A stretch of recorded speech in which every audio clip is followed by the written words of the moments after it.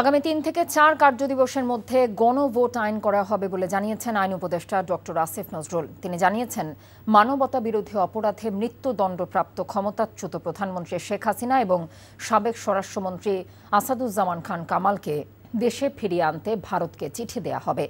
রাজধানী foreign service একাডেমিতে সংবাদ সম্মেলনে এসব কথা বলেন তিনি। আরাফাত ইসলামের রিপোর্ট।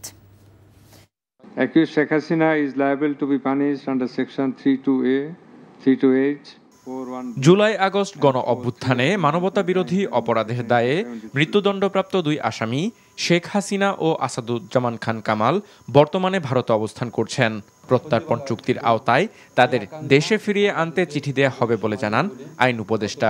যেহেতু ওনারা এখন কনভিক্টেড, মৃত্যুদণ্ডপ্রাপ্ত, বাংলাদেশের মানুষের বিচারের আকাঙ্ক্ষা সেটা পূরণ করার জন্য এই দায়িত্ব পালনে ভারত যেন আমাদের সাথে এক্সট্রাডিশন চুক্তি অনুযায়ী তার অব্লিগেশন পালন করে, সেই জন্য সেটা স্মরণ করিয়ে দিয়ে ভারতকে আমরা চিঠি দিচ্ছি। একই সাথে আন্তর্জাতিক যে অপরাধ আদালত রয়েছে রোমে, সেখানে আমরা কোনো রকম অ্যাপ্রোচ করতে পারি নাকি সেটা বিচার বিবেচনা করার জন্য আমরা অচিরেই বসে সিদ্ধান্ত নিব। সংবাদ সম্মেলনে আইন উপদেষ্টা জানান, আগামী ৩ থেকে ৪ কার্যদিবসের মধ্যে জুলাই জাতীয় সনদ বাস্তবায়নে গণভোট আইন করা হবে। আইন আমরা খুব দ্রুত করতে যাচ্ছি, এই উইকে করে ফেলবো। ধরেন আজকে কি বার, বৃহস্পতিবার, তো ধরেন আগামী ৩-৪ কার্যদিবসের মধ্যে হয়ে যাবে। অন্যদিকে বিচার বিভাগের স্বাধীনতা পূর্ণরূপে আনতে সুপ্রিম কোর্ট সচিবালয় প্রতিষ্ঠার সিদ্ধান্ত নিয়েছে সরকার।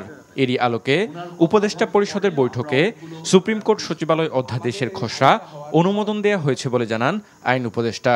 আইন মন্ত্রণালয়ে আসবে, আসার পরে আমরা গেজেট নোটিফিকেশন করব, 7 দিনের মতো লাগতে পারে। আরাফাত ইসলাম, NTV নিউজ, ঢাকা।